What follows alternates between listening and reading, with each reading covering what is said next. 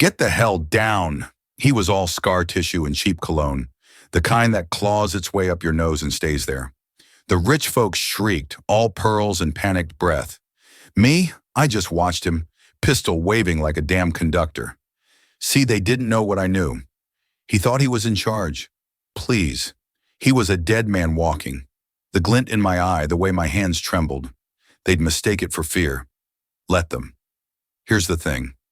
Long ago, I learned a kindness can break even the hardest bastards. They think they're robbing a restaurant. They have no idea how my quiet kindness will change everything. Before we continue, I have to be straightforward. If you don't subscribe now, this might be the last time you see our content. The digital world can separate us unless you follow, comment, and share this video. Don't miss the chance to be part of our growing family. Now let's delve into today's narrative. Alexander Thornfield adjusted his platinum Rolex as he surveyed the elegant dining room of Millionaire, his latest acquisition in Manhattan's restaurant empire. At 33, he'd built a hospitality conglomerate worth $3 billion. And tonight's inspection of his newest property was just another routine business matter. The Michelin-starred establishment hummed with quiet efficiency, crystal glasses catching the warm amber light from handcrafted chandeliers. Everything appears to be running smoothly, Mr. Thornfield, his assistant whispered, but Alexander barely heard her. His attention had been captured by a young woman moving between tables with an unusual grace. Unlike the other servers who seemed nervous in his presence, this one carried herself with quiet confidence, her long black hair pulled back in a simple ponytail, revealing delicate Asian features and eyes that seemed to miss nothing. Maya Chen had noticed the intimidating man in the thousand suit the moment he'd entered with his entourage. She'd worked at Leonard for 6 months, long enough to recognize when the owner was conducting one of his surprise visits. The other servers whispered nervously about Alexander Thornfield's reputation for perfectionism and his habit of firing people on the spot for minor infractions. But Mia had survived worse than demanding bosses. She'd learned long ago that keeping her head down and doing her job well was the key to staying invisible. "Excuse me." Alexander's voice cut through her thoughts as she balanced a tray of wine glasses. "You're handling those glasses like you've been doing this for years, but you don't move like someone who's been waiting tables her whole life." Maya paused, meeting his piercing blue eyes with steady dark ones. "I move like someone who needs this job, Mr. Thornfield. Is there something specific you need?" The directness of her response surprised him. Most employees either fawned over him or cowered in fear. This young woman didn't either. "What's your name?" "Maya Chen, sir. I work the evening shift. Table sections 12 through 18. How long have you been with us? 6 months? 2 weeks? 3 days?" The precision of her answer made him raise an eyebrow. "I pay attention to details, Mr. Thornfield. It's important in this line of work." Before Alexander could respond, the front door burst open with explosive force. 3 men in dark hoodies stormed into the restaurant, their faces partially concealed and their intentions immediately clear when one shouted, "Everyone on the ground now!" Chaos erupted instantly. Diners screamed and dove under tables. Expensive glassware shattered against marble floors, and servers dropped their trays in panic. Alexander's security details started to move, but they were positioned near the kitchen entrance, too far away to be immediately effective. Wallets, phones, jewelry, everything valuable in the bag.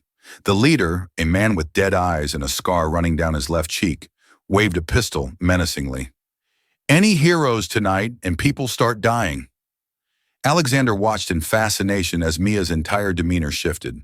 While everyone else displayed various stages of terror, she became perfectly still, her breathing controlled, and her eyes tracking each gunman's position with mathematical precision. She'd moved slightly behind a marble pillar, partially concealed, but with clear sight lines to all 3 assailants. "You pretty lady with the ponytail," the scarred leader called out, pointing his weapon directly at Maya. "Start collecting from these rich folks. Move." Maya stepped forward with her hands visible, but Alexander noticed something the gunman missed. Her stance. Her feet were positioned in a way that suggested coiled energy, like a spring ready to release.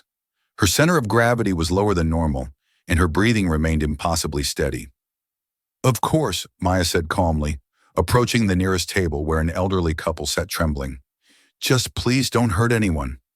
The gunman relaxed slightly, thinking he'd found a compliant helper. That was his first and last mistake. Maya moved with fluid precision that defied physics. In one seamless motion, she grabbed the edge of a marble-top side table and spun it toward the leader, while simultaneously dropping low and sweeping the legs of the second gunman.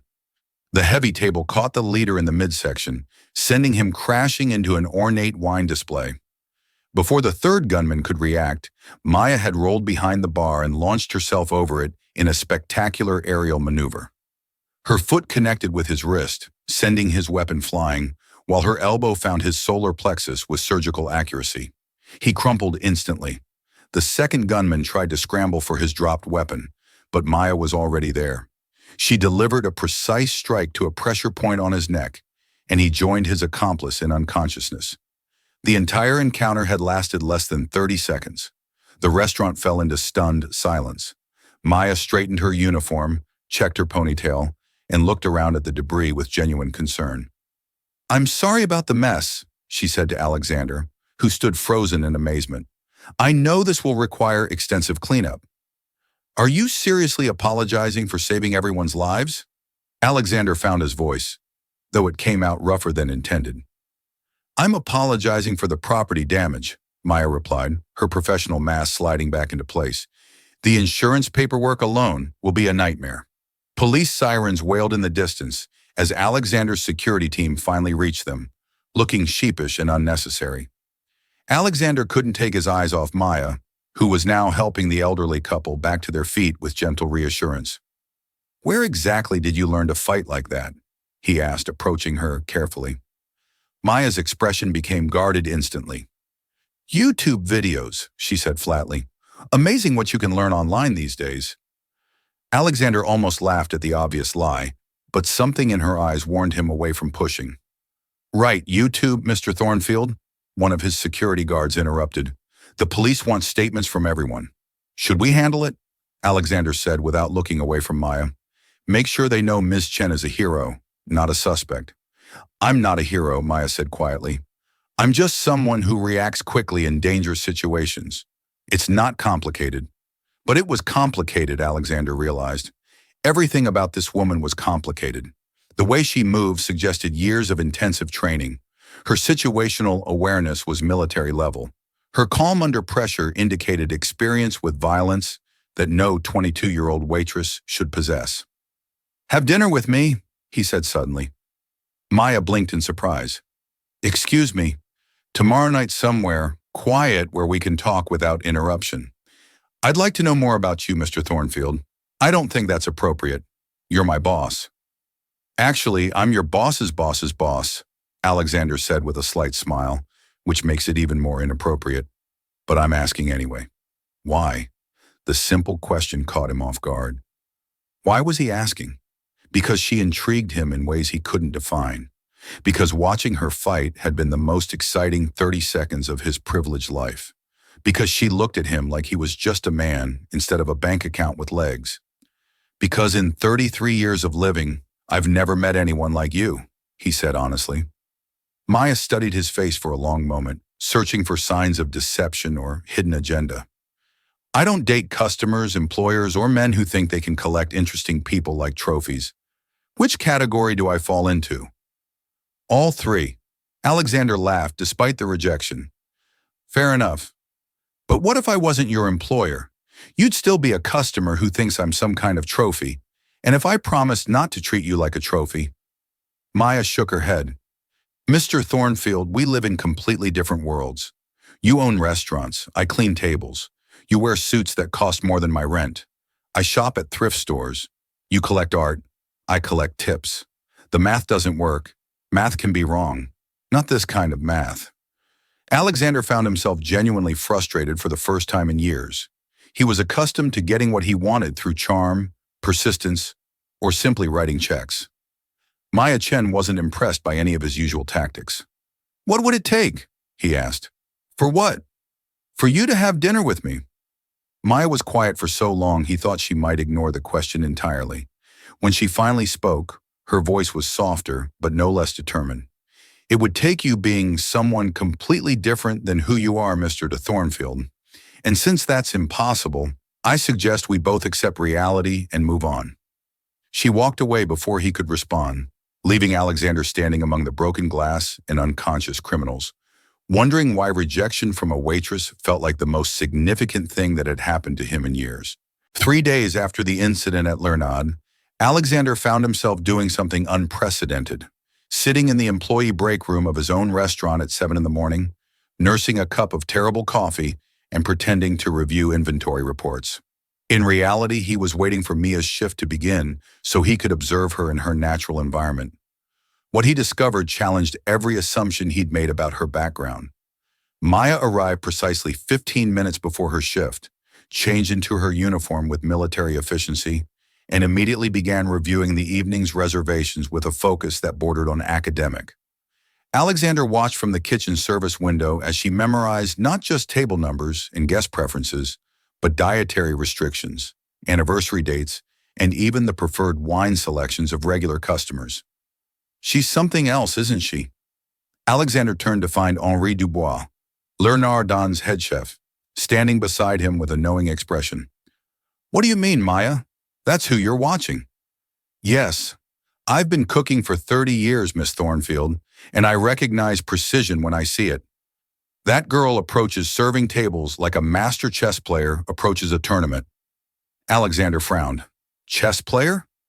"She thinks 6 moves ahead. Watch her tonight during service. She anticipates needs before guests realize they have them. She knows which tables will order dessert based on their appetizer choices. She can predict when someone will need their wine glass refilled by their conversation patterns.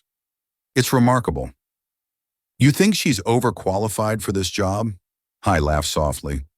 "I think she's overqualified for this planet. But whatever brought her here, she works harder than anyone else and never complains.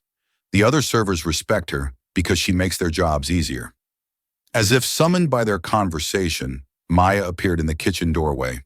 She moved with the same economical grace Alexander had noticed during the robbery, carrying herself like someone who owned every inch of space around her. "Chef Dubois, I noticed table 7 has dietary restrictions that aren't listed in our system. The reservation notes mentioned shellfish allergies, but the guest also mentioned avoiding gluten during their last visit. Should I flag this for tonight's service?" "Of course. Thank you for catching that before." Maya nodded and started to leave, but Henry called her back. "Maya, have you met our owner, Mr. Thornfield?" She turned and Alexander saw the exact moment she spotted him. Her expression didn't change, but something shifted in her posture. A subtle defensive positioning that suggested she viewed him as a potential threat. "We've met," she said carefully. "Mr. Thornfield, is there something you need regarding tonight's service?" "Actually, yes. I'd like to discuss your background with the company. Your employment file seems unusually sparse." Maya's eyes narrowed slightly.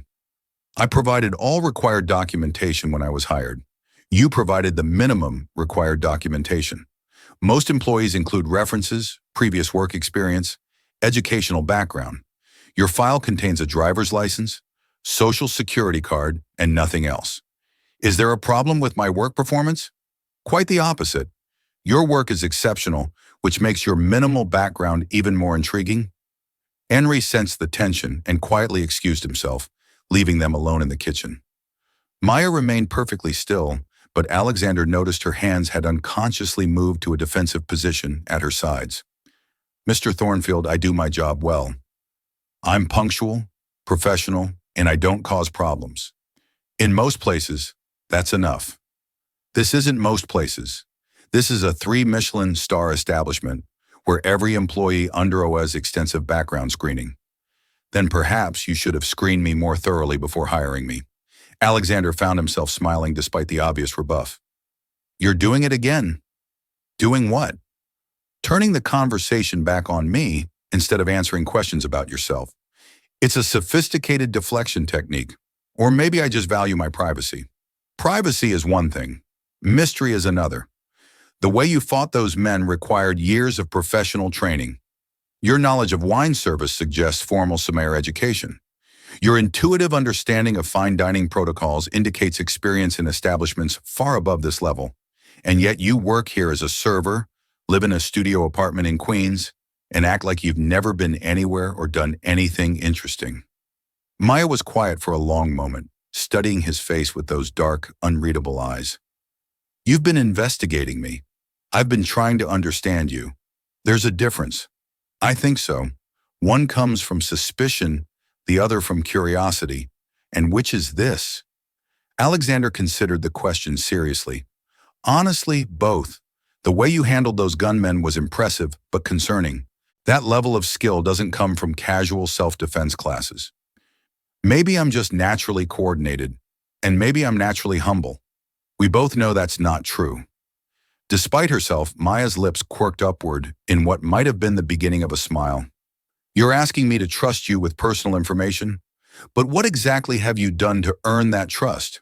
Fair point. What would it take? For starters, stop investigating my background. If you want to know something about me, ask me directly. All right. Maya Chin, where did you learn to fight like that? My grandfather taught me. Next question. Where? San Francisco's Chinatown next. Why did you leave? The almost smile disappeared entirely. That's not a fair question. Why isn't it fair? Because you're not ready for that answer, and I'm not ready to give it. Alexander felt himself being drawn deeper into the puzzle that was Maya Chen.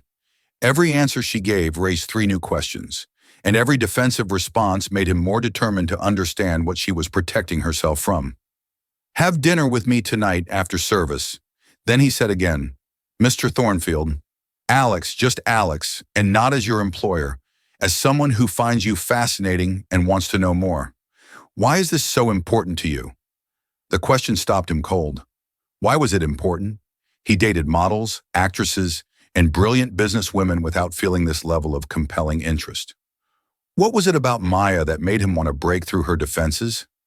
Because I've spent my entire adult life surrounded by people who want something from me, he said finally. Money, connections, social status, business opportunities, but you don't want anything. You actively discourage my interest. In my world, that's so rare, it's practically extinct. Maybe I don't want anything, because I've learned that everything comes with a price. What if it doesn't? Everything does, Alex. The question is whether you're willing to pay it when the bill comes due. Before he could respond, Maya glanced at her watch and straightened her uniform. I need to start my shift if you'll excuse me.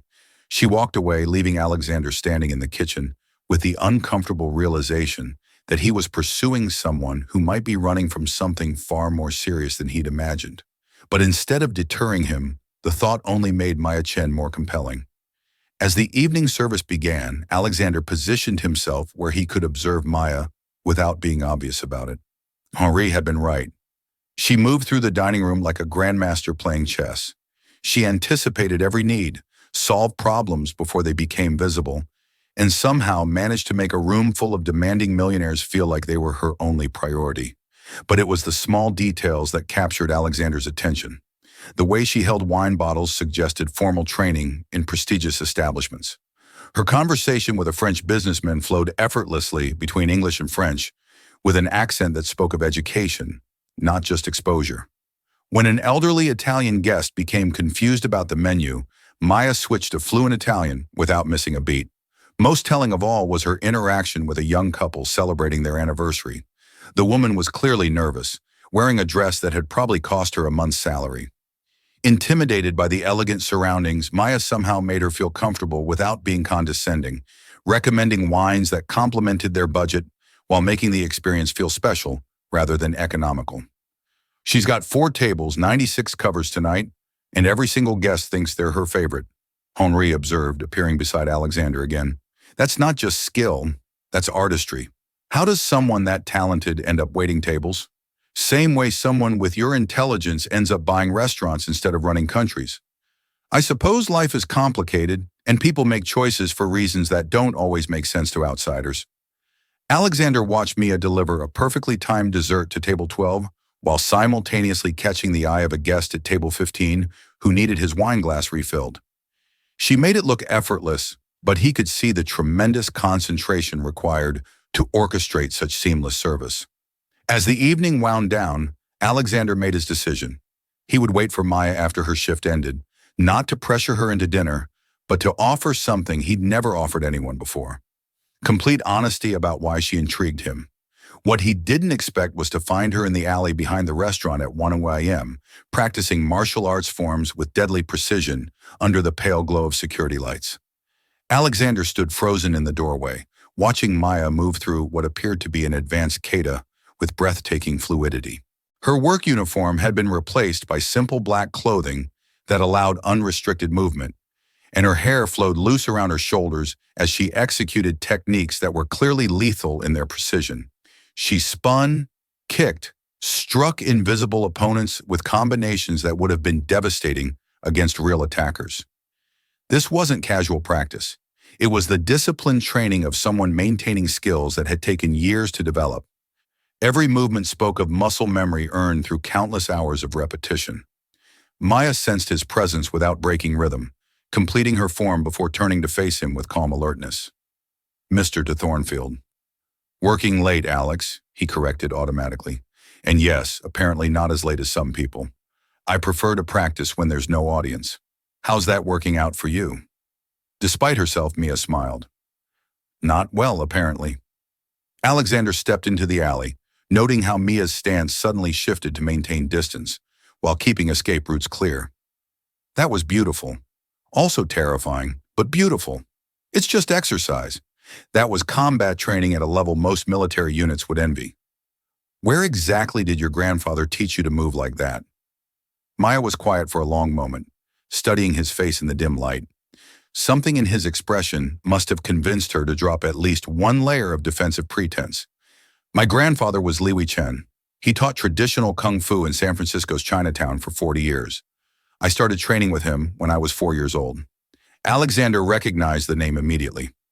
Li Chen had been legendary in martial arts circles, a master who trained champions and whose school had produced fighters who dominated international competitions.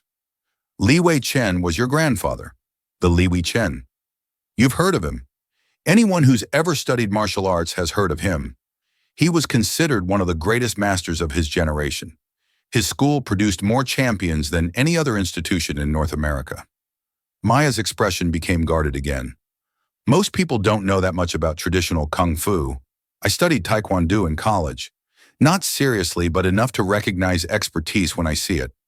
Your grandfather was famous for only accepting students who demonstrated exceptional dedication and natural ability. He made exceptions for family. I doubt that. Li Chen was known for being harder on his relatives than anyone else. If he trained you personally, it's because you had extraordinary talent." Maya began gathering her things, clearly uncomfortable with the direction of the conversation. "It was a long time ago. How long ago did you leave?" The question made her pause. "I didn't leave. I was sent away." "By who?" "My family. When I turned 18, they decided I needed to focus on more practical pursuits, marriage specifically. Traditional Chinese families don't always approve of daughters who prefer fighting to finding husbands." Alexander sensed there was much more to the story, but Ma's body language warned him not to push further. Instead, he took a different approach. "Are you hungry?" "What?" "It's 1:30 in the morning. You just finished a 10-hour shift followed by what looked like an hour of intensive training. I'm betting you haven't eaten anything substantial since lunch." "I'm fine." That wasn't the question. "Are you hungry?" Maya hesitated. "Yes, I know a place. Nothing fancy. Just good food and no dress code required." "Alex, not a date, just food. Two people who happen to be hungry at the same time, eating in the same location. No expectations, no agenda." "Why are you being so persistent?" "Because you're the first person I've met in years who challenges me to be more than just rich. You make me want to earn your respect instead of buying it." Maya looked at him for a long moment, weighing something in her mind. "One condition." "Name it." "No more questions about my past tonight. We can talk about anything else, but my personal history is off limits." "Deal." The diner Alex chose was a 24-hour place in Queens that served truck drivers, night shift workers, and insomniacs who needed comfort food at unusual hours. Maya seemed to relax as soon as they walked in. The casual atmosphere and working-class clientele apparently felt safer to her than elegant restaurants filled with people who might have expectations or judgments. They found a booth in the back corner, and Maya ordered pancakes with a side of bacon, while Alex requested coffee and pie. She ate with genuine hunger, and Alex found himself fascinated by this glimpse of Maya without her professional mask. "Can I ask about Kung Fu without it counting as personal history?" he ventured. "Depends on the question. The form you were practicing, what style was it?" "Northern Shaolin with elements of Wing Chun. My grandfather believed in combining traditional techniques with practical applications." "How many hours a day did you train?" "When I was younger, 4 to 6 hours after school. More on weekends. Training wasn't optional in our family." "Do you miss it?" Maya paused with her fork halfway to her mouth. "Miss what? Competing?" "From what I understand, someone with your background would have been eligible for national teams, international competition.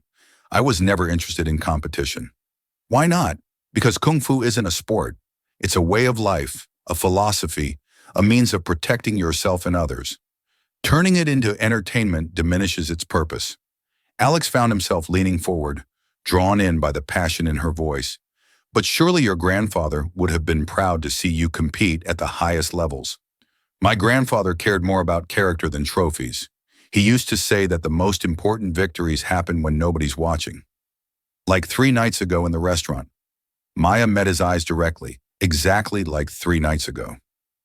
They ate in comfortable silence for a while, and Alex noticed Mia gradually relaxing. Her shoulders lost their defensive tension, and she began to make occasional eye contact instead of constantly scanning for exits. "Your turn," she said eventually. "For what?" "To answer questions." "Fair is fair. What do you want to know?" "Why restaurants? You could have gone into any business, but you chose hospitality. Why?" Alex considered the question seriously. "Because food brings people together.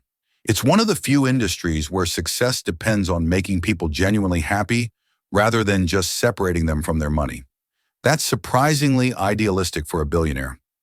"You think billionaires can't be idealistic?"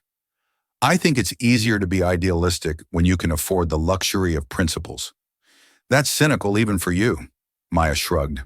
"Experience teaches cynicism." "What kind of experience?"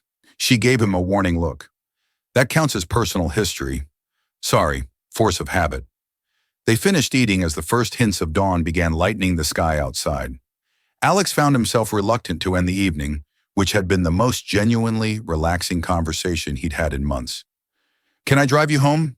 he offered as they stood to leave. "I can take the subway." "It's 5:30 a.m. and you live in Queens. Let me drive you." Mia hesitated, then nodded. "Thank you." Alex's car was a modest BMW rather than the Ferrari or Lamborghini Mia had expected. She raised an eyebrow as he opened the passenger door for her. "Not what you were expecting. I figured you'd drive something flashier." "I save the flashy cars for when I need to intimidate people. Tonight, I just want to get you home safely." During the drive to Maya's neighborhood, they talked about books, movies, and music, neutral topics that revealed shared interests in classic literature and obscure foreign films. Alex discovered that Maya was far more widely read than her job suggested, with opinions on authors and subjects that indicated formal education well beyond high school. When they reached her building, a converted warehouse in an industrial area that was slowly gentrifying, Maya turned to him with an expression he couldn't quite read. "Thank you for dinner and for not pushing when I asked you not to. Thank you for giving me a chance to prove I'm not completely terrible." "Jury's still out on that," Maya said, but she was smiling. "Can I see you again, Alex?" "Not a date, just this conversation with someone who doesn't want anything from me except honesty." Maya studied his face in the dim light from the dashboard.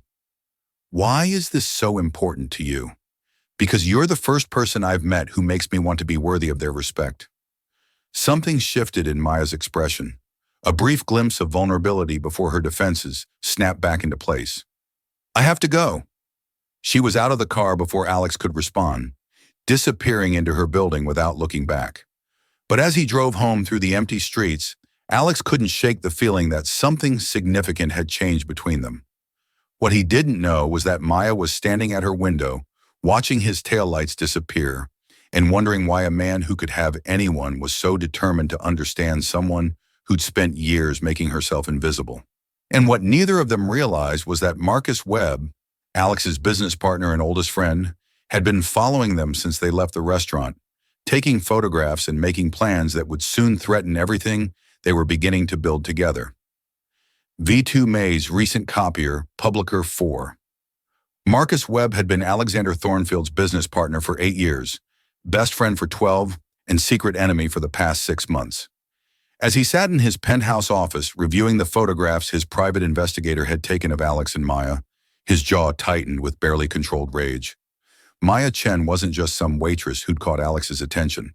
She was the granddaughter of Li Wei Chen, the legendary kung fu master whose dojo Marcus had desperately tried to join as a teenager, only to be rejected for lacking the discipline and character Li Wei demanded from his students. The old man had looked right through Marcus, seeing the anger and entitlement that drove him, and had dismissed him with words that still burned 15 years later. "You seek power, not wisdom. Find another teacher." Now Li Wei's granddaughter was threatening to derail the most important business deal of Marcus' career. Webb Industries stood to make $40 million from the sale of Alex's restaurant chain to a consortium of international investors. A deal that would only proceed if Alex remained focused on business, rather than getting distracted by romantic entanglements with inappropriate women. Marcus picked up his phone and dialed a number he'd hoped never to use.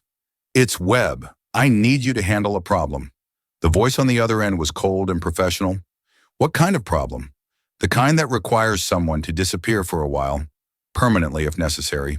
While Marcus was making arrangements to destroy her life, Maya was experiencing something she'd thought was impossible. Hope. For the first time in 4 years, she'd allowed herself to imagine a future that didn't involve hiding, running, or constantly looking over her shoulder. Working at Leonard Donna had become more than just a job since Alex started visiting regularly. He'd kept his promise not to pressure her about dates, instead finding excuses to be in the restaurant during her shifts. Sometimes he reviewed inventory reports from a corner table. Other times he met with suppliers in the dining room.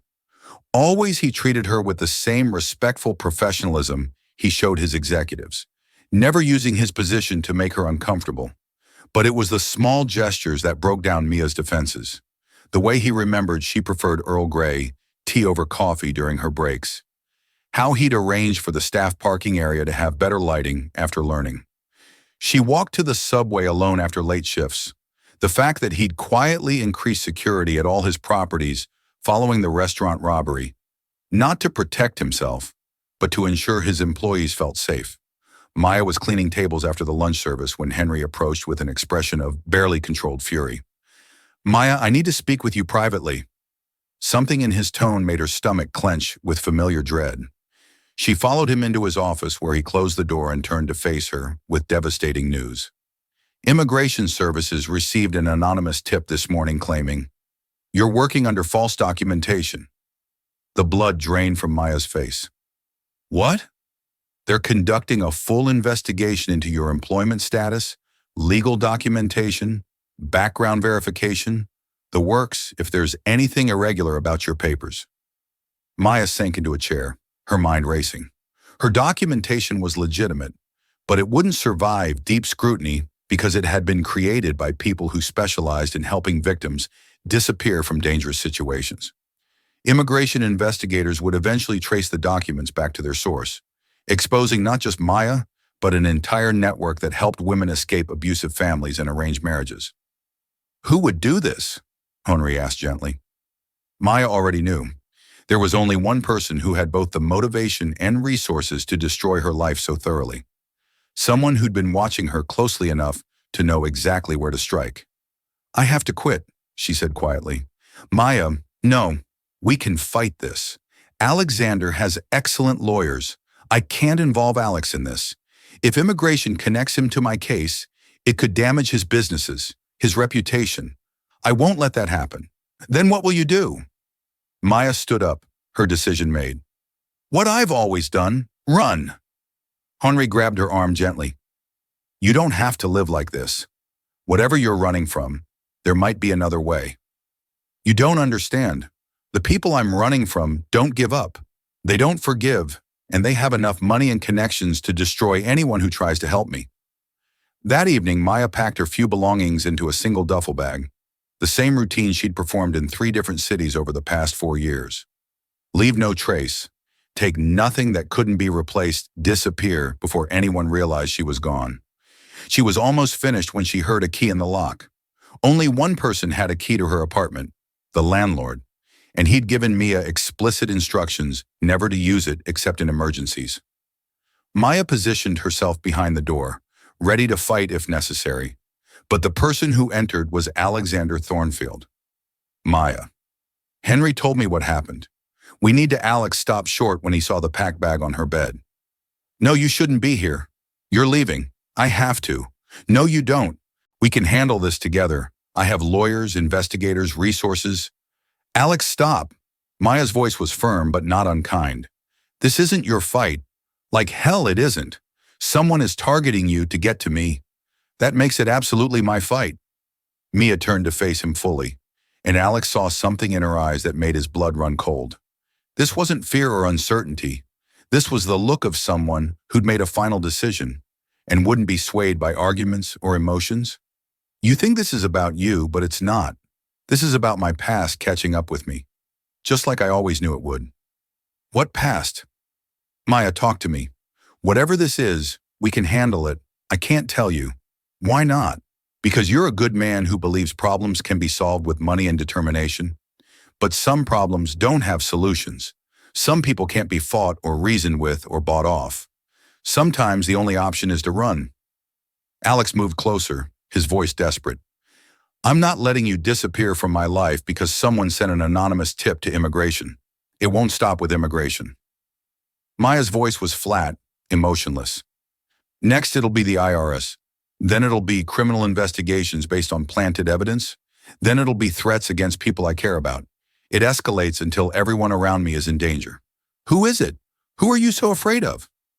Maya was quiet for a long moment, weighing how much truth she could safely share. My family. Your family is threatening you. My family sold me. The words hung in the air like a physical blow. Alex felt his knees buckle slightly as the implications hit him. When I was 17, my parents arranged a marriage to a man I'd never met. Jiang Wei, heir to a shipping fortune, 43 years old, with a reputation for acquiring beautiful things and discarding them when he got bored. The bride price was $2 million. Alex's hands clenched into fists. Jesus Christ, I refused. My grandfather supported my decision and offered to let me stay with him, but my parents threatened to destroy his school, ruin his reputation, and have him deported if he interfered. So I agreed to meet Jiang Wei, thinking maybe I could convince him I wasn't suitable. Maya's voice became distant, as if she were recounting someone else's story. He didn't want a wife. He wanted a possession, something beautiful and exotic to display at social functions and abuse in private. When I continued refusing, he had me kidnapped and held until the wedding. How did you escape? My grandfather's training. Jiang Wei's men underestimated what a 17-year-old girl could do when properly motivated. I fought my way out, took money from Jiang Wei's safe, and disappeared. That was 5 years ago. 4 years, 7 months, 12 days. Jiang Wei has been looking for me ever since. Not because he loves me, but because I embarrassed him. I made him look weak in front of his associates. In his world, that's unforgivable. Alex felt rage building in his chest like a physical fire. Why haven't you gone to the police? With what evidence? Jiang Wei's operation is completely legal on paper. Arranged marriages aren't illegal if both parties appear to consent, and my family would swear I was mentally unstable, that I ran away from a loving home and a generous suitor. But you're an American citizen. You have rights.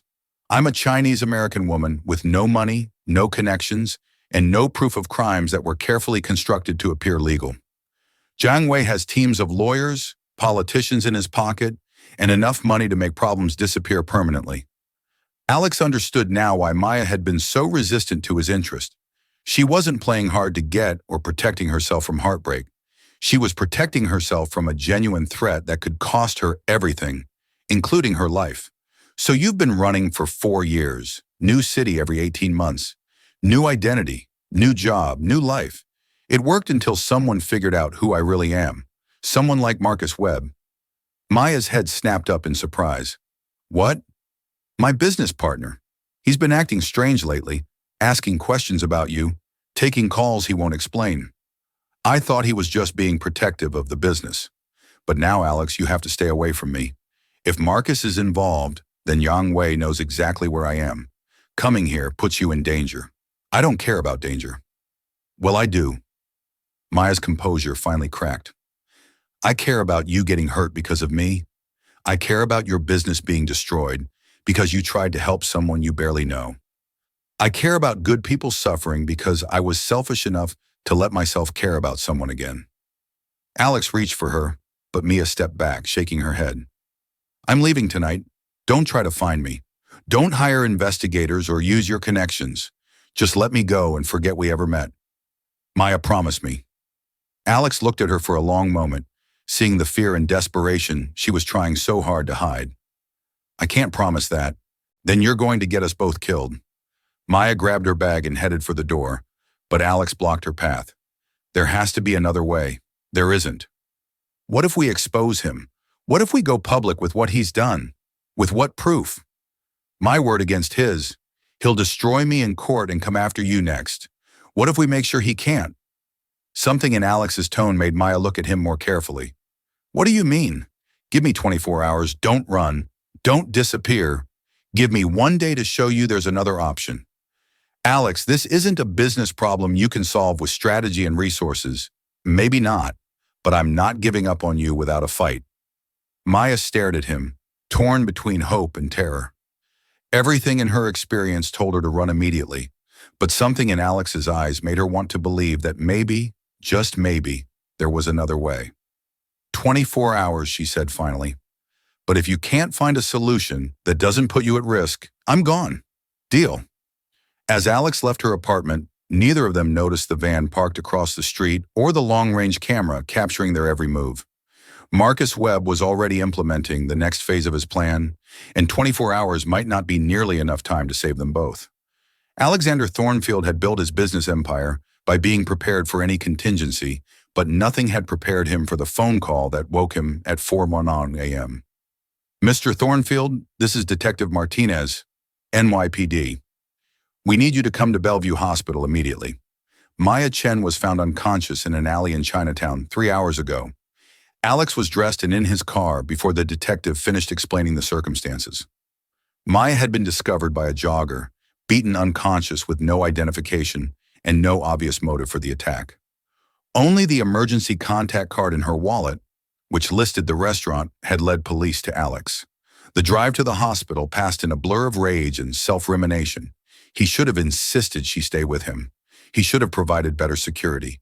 He should have recognized that 24 hours was too long when dealing with people willing to kidnap and abuse teenage girls. Detective Martinez met him in the emergency waiting room, a tired, ill-looking woman in her 40s who'd clearly seen too much violence in her career. She's stable but unconscious. Concussion, 3 broken ribs, extensive bruising. Whoever did this knew exactly how to hurt her without leaving obvious evidence of torture. Has she said anything? She hasn't regained consciousness since we found her. But Mr. Thornfield, there's something else. We found this in her jacket pocket. Martinez handed him a photograph that made his blood freeze. It showed Maya and Alex leaving the diner 4 nights earlier, but Mia's face had been circled in red ink with a message written on the back in Chinese characters. Can you read this? Martinez asked. Alex stared at the foreign writing, feeling helpless. No, but I know someone who can. An hour later, Henry Dubois arrived at the hospital with Dr. Kim Nakamura, a linguistics professor from Columbia who specialized in Chinese dialects. Dr. Nakamura studied the photograph with growing concern. This is written in traditional Chinese, but the phrasing is archaic, formal. It says, "The runaway bride will return to her rightful husband, or all who shelter her will suffer the same fate." Rightful husband. Detective Martinez looked confused. Alex explained Mia's situation as concisely as possible, watching Martinez's expression shift from skepticism to grim understanding.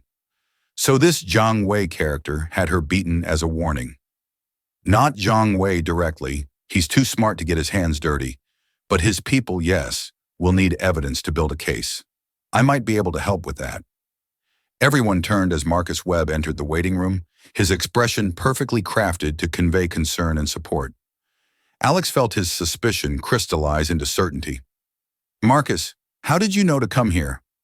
"I heard about the attack through police contacts. I came as soon as I could." "Police contacts? Alex, we need to talk privately." Against his better judgment, Alex followed Marcus to a quiet corner of the waiting room. Marcus glanced around to ensure they weren't overheard before speaking in low, urgent tones. "This has to stop now." "What has to stop?" "Your involvement with this woman. She's dangerous, Alex. She's brought violent criminals into our lives, threatened our business, and now she's putting everyone around her at risk. Maya is the victim here. Maya is a magnet for trouble, and as long as you're associated with her, that trouble becomes our trouble." Alex studied his partner's face, seeing something he'd never noticed before, a coldness that went deeper than business concerns. "You did this." "What?" "You're the one who called immigration. You're the one who told Jiang Wei where to find her." Marcus's expression didn't change, but something shifted in his eyes. "Alex, you're emotional right now. You're not thinking clearly. Answer the question, Marcus. Did you contact Jiang Wei?" "I contacted people who could verify whether this woman was who she claimed to be." "Yes." The admission hit Alex like a physical blow. "You son of a..." "I protected our business interests. This woman was using false documentation, lying about her background, and manipulating you into a relationship that could have destroyed everything we built. By selling her out to the man who tried to force her into marriage. By ensuring that dangerous criminals didn't become our problem." Alex felt rage building in his chest, but he forced himself to stay calm. Losing his temper now wouldn't help Ma, and it might prevent him from learning the full extent of Marcus's betrayal. "What exactly did you tell Jiang Wei?" "I told him where she was working and living. Nothing more." "And what did he offer you in return?" Marcus hesitated, and Alex knew he'd found the real motive. "Jiang Wei owns 40% of the investment consortium trying to buy our restaurant chain. He made it clear that his participation was contingent on certain obstacles being removed." "Obstacles? You mean Maya?" "I mean, distractions that were preventing you from focusing on business." Alex felt the last of his illusions about his partnership and friendship with Marcus crumble into dust. "How long have you been planning this?" "Since I realized you were serious about pursuing her, Alex. This deal represents $40 million in profit. $40 million you were willing to throw away for a woman you'd known for less than a week. So you decided to have her beaten and threatened. I decided to remind her that some situations can't be fixed with good intentions and deep pockets. I thought she'd take the hint and disappear on her own, but she didn't. No, she came to you for help, which forced more direct measures." Alex looked at the man he'd considered his closest friend for over a decade and realized he'd never really known him at all. Marcus had always been ambitious and calculating, but Alex had assumed those traits were balanced by loyalty and basic human decency. He'd been wrong. The partnership is over.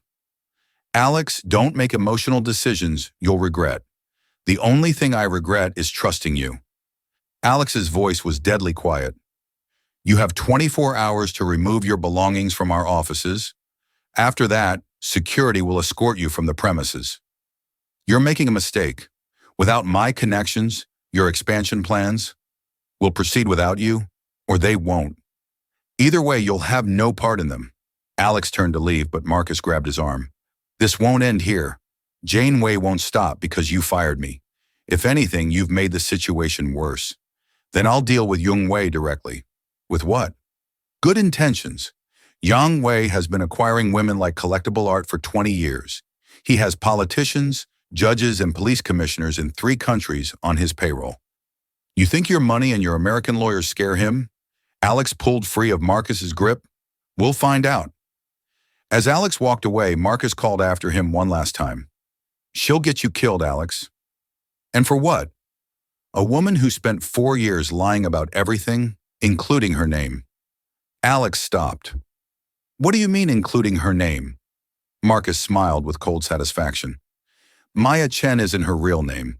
She's been using false identities for so long, I doubt she remembers who she really is. The woman you think you're protecting doesn't even exist." Despite everything he'd learned about Marcus's betrayal, This final revelation hit Alex like a knife to the chest. He'd fallen in love with someone whose name he didn't even know. But as he returned to Mia's hospital room and saw her lying unconscious, her face swollen from the beating Yang Wei's men had given her, Alex realized it didn't matter. Whatever her real name was, whatever lies she'd told to protect herself, the woman in that hospital bed was someone worth fighting for. Dr. Nakamura was still examining the photograph when Alex returned, her expression troubled. "There's something else," she said quietly. "The calligraphy style is very specific. Whoever wrote this was educated in traditional Chinese schools, probably in Hong Kong or Taiwan. But there are subtle characteristics that suggest American influence." "What does that mean?" "It means this message wasn't written by Zhongyi or his associates in China. It was written by someone Chinese-American, someone who learned traditional writing but has been living in America for many years."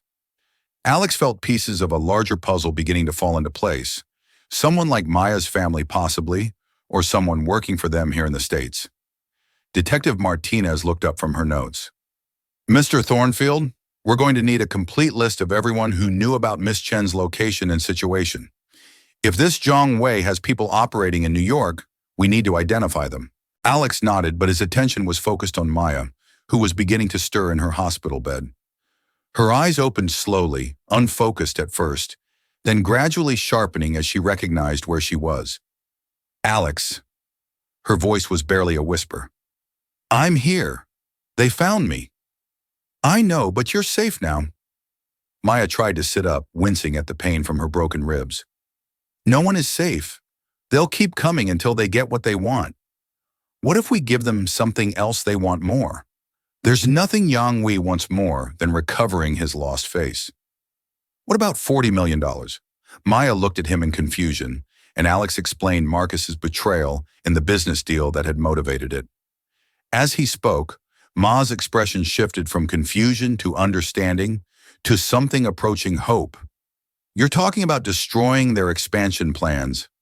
I'm talking about making it more expensive for Zhang Wei to pursue you than to let you go." "Alex, these people don't think like Western businessmen.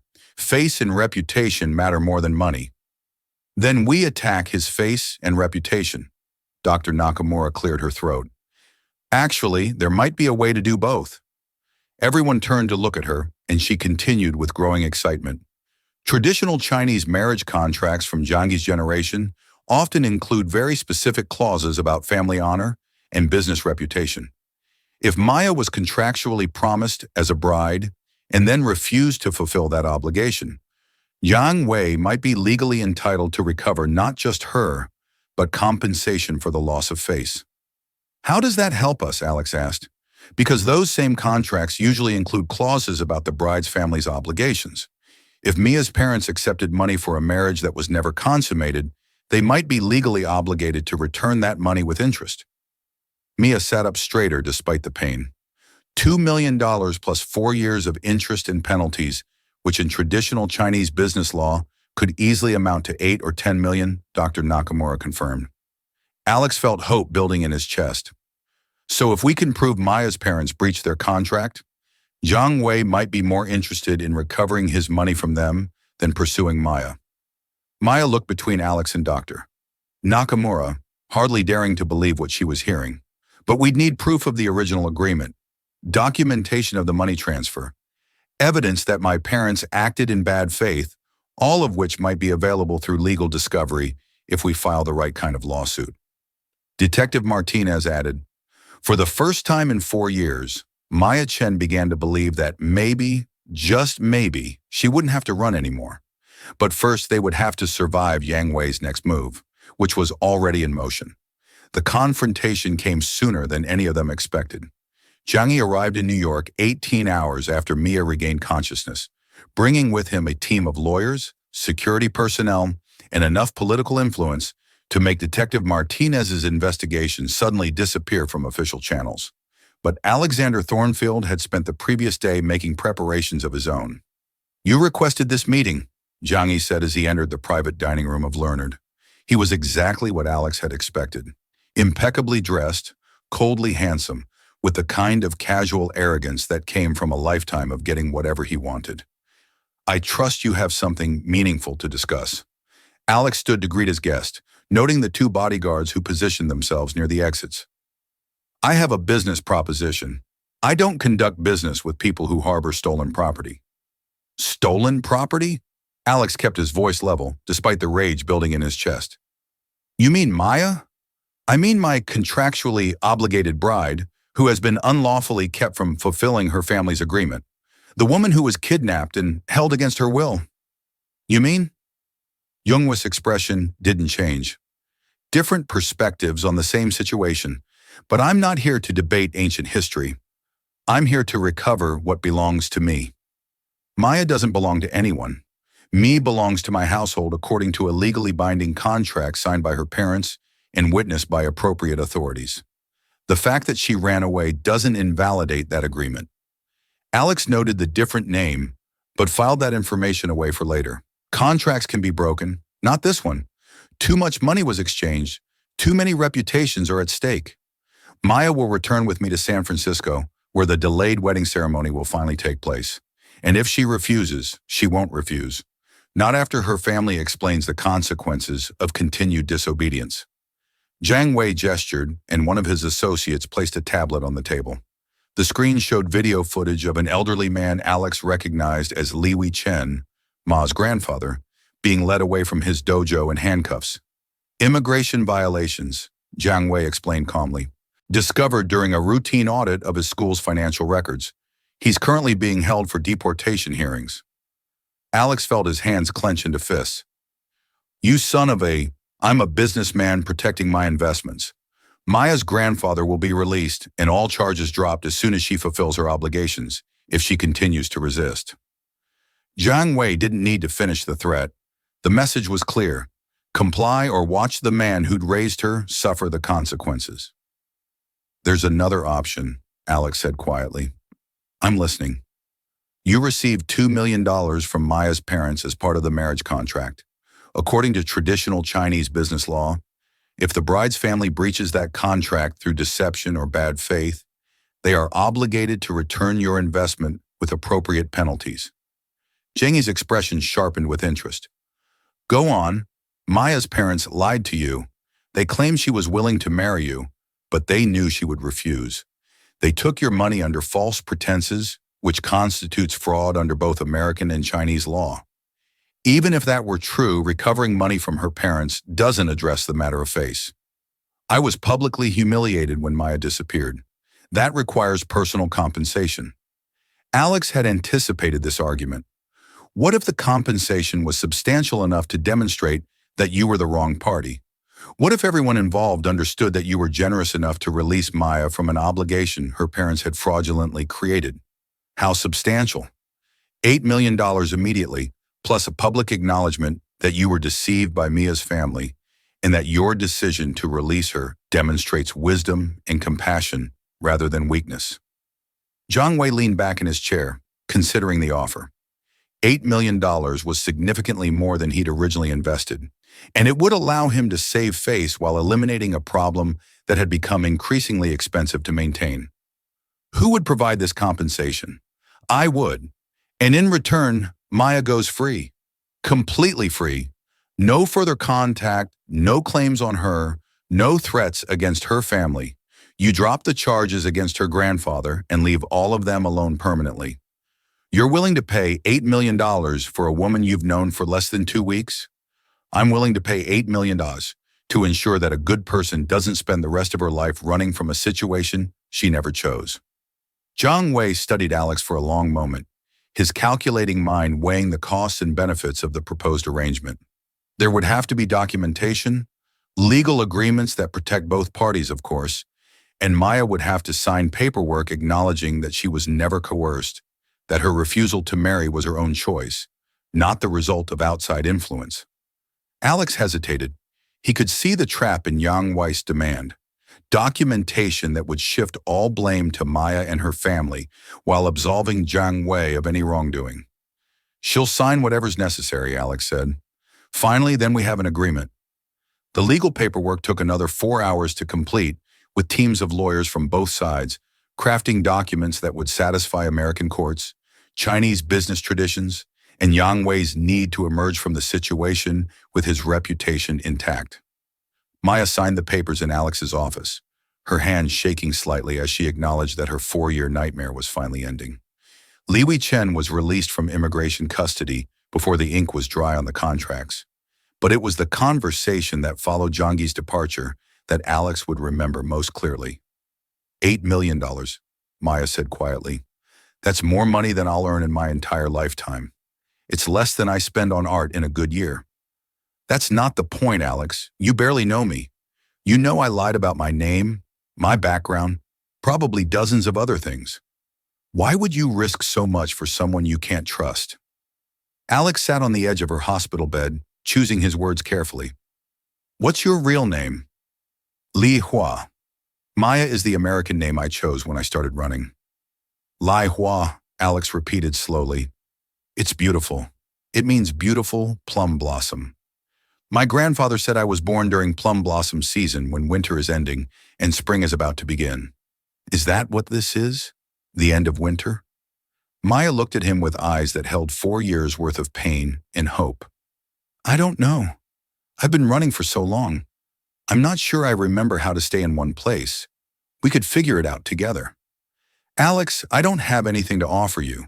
No money, no connections, no social status. I'm a waitress with a fake identity and enough emotional baggage to fill a cargo ship. You have something worth more than all of that. What? You make me want to be worthy of you. Maya was quiet for a long moment, studying his face. You realize this is crazy, right? We've known each other for less than 2 weeks. People don't fall in love that quickly in real life. Don't they? Do they? Alex leaned closer, his voice soft but certain. I don't know about other people. I only know about us. And what do you know about us? I know that I'd rather spend one day being completely honest with you than a lifetime being fake with anyone else. I know that watching you fight those gunmen was the moment I realized I'd been sleepwalking through my life. I know that the thought of you disappearing terrifies me more than any business deal I've ever made. Maya felt tears gathering in her eyes. Alex, I know you're scared. I know you've been hurt by people who were supposed to protect you. I know you have every reason not to trust someone like me. Someone like you? Someone rich, privileged, someone who's never had to fight for survival or run from anything more dangerous than a hostile takeover? Maya touched his face gently, her fingers tracing the line of his jaw. You're wrong about that. About what? You think you don't understand survival, but you do. You survived having Marcus as a best friend for 12 years without letting him destroy your basic decency. You survived growing up rich without becoming entitled or cruel. You survived having everything handed to you without forgetting how to work for something that mattered. Like what? Like this. Like us. Alex captured her hand and held it against his cheek. Is there an us? I don't know, but I'd like to find out. Even though I'm completely crazy for falling in love with someone I met 2 weeks ago. Especially because you're completely crazy for falling in love with someone you met 2 weeks ago. Alex leaned down and kissed her softly, and Maya felt something inside her chest that had been frozen for 4 years finally begin to thaw. When they broke apart, she was smiling despite the tears streaming down her face. So what happens now, she asked. Now you recover from your injuries. Then you quit your job as a waitress. I need to work, Alex. I can't let you support me. I'm not talking about supporting you. I'm talking about offering you a position that matches your actual qualifications. Maya looked confused. What qualifications? Alex smiled. Henry told me you speak 4 languages fluently, have sommelier level wine knowledge, and understand fine dining service better than people who've been in the industry for decades. I'm expanding into international markets next year. I need someone who can handle cultural complexities and high-stakes negotiations. You're offering me a job. I'm offering you a career if you want it. Maya stared at him in amazement. You're serious. Completely serious. Though I should warn you, the position comes with some unusual requirements, such as the person in this role would need to attend a lot of business dinners, travel frequently, and occasionally accompany the CEO to social functions. That sounds suspiciously like dating. Dating with excellent health insurance and a 6-figure salary. Maya laughed despite herself. You're ridiculous. I'm practical. I need someone I can trust in that position, and I'd like to spend more time with the woman I'm in love with. This solves both problems.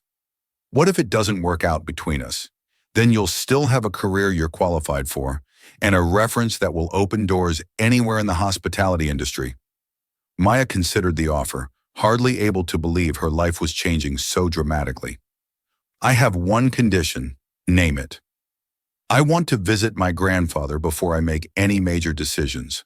I need to talk to him about what happened. Make sure he's really safe. Of course, we'll fly to San Francisco tomorrow.